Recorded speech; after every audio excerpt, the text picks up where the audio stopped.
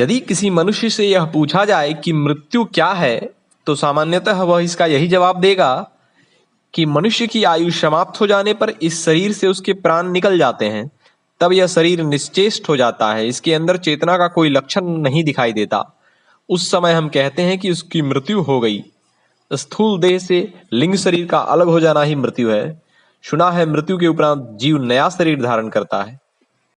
इस प्रश्न का उत्तर सामान्यतः हर व्यक्ति यही देगा, परंतु मृत्यु के तत्व को उसने अभी तक भलीभांति नहीं समझा है।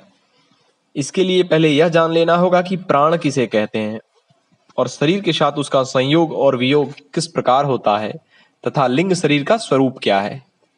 पहले हमें यह देखना चाहिए कि मृत्यु के समान कौन सी वस्तु है जिससे हम भलीभांति परिचित हैं। क्या निद्रा मृत्यु के समान नहीं है? इन दोनों की समानता पर विचार करो।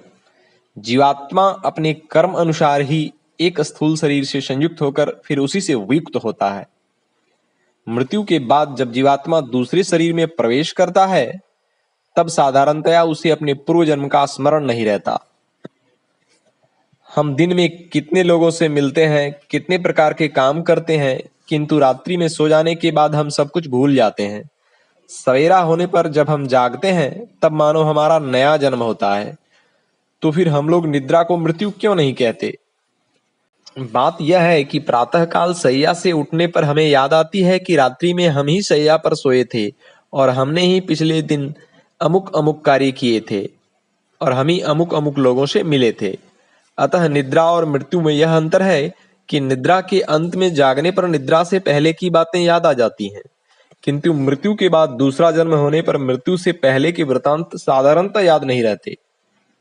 वर्तमान शरीर को त्याग कर शरीरांतर ग्रहण करने पर भी जिन्हें पूर्वजन्म की स्मृति बनी रहती है, उनकी मृत्यु मृत्यु नहीं कही जा सकती, क्योंकि उनके ज्ञान की संतति विक्षिन्न नहीं होती। मुक्त योगियों की यह अवस्था होती है, इसलिए उन्हें इच्छा मृत्यु, अमर इत्यादि नामों से पुकारते हैं। उन्होंने अमृतत्व का लाभ कर लिया है। नए शरीर में प्रवेश करने पर भी उनका ज्ञान तथा पूर्वजन्म की स्मृति लुप्त नहीं होती।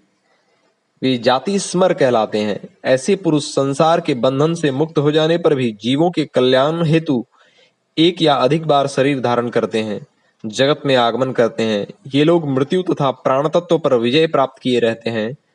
मृत्यु इनकी वशवर्तनी होकर रहती है। ओम।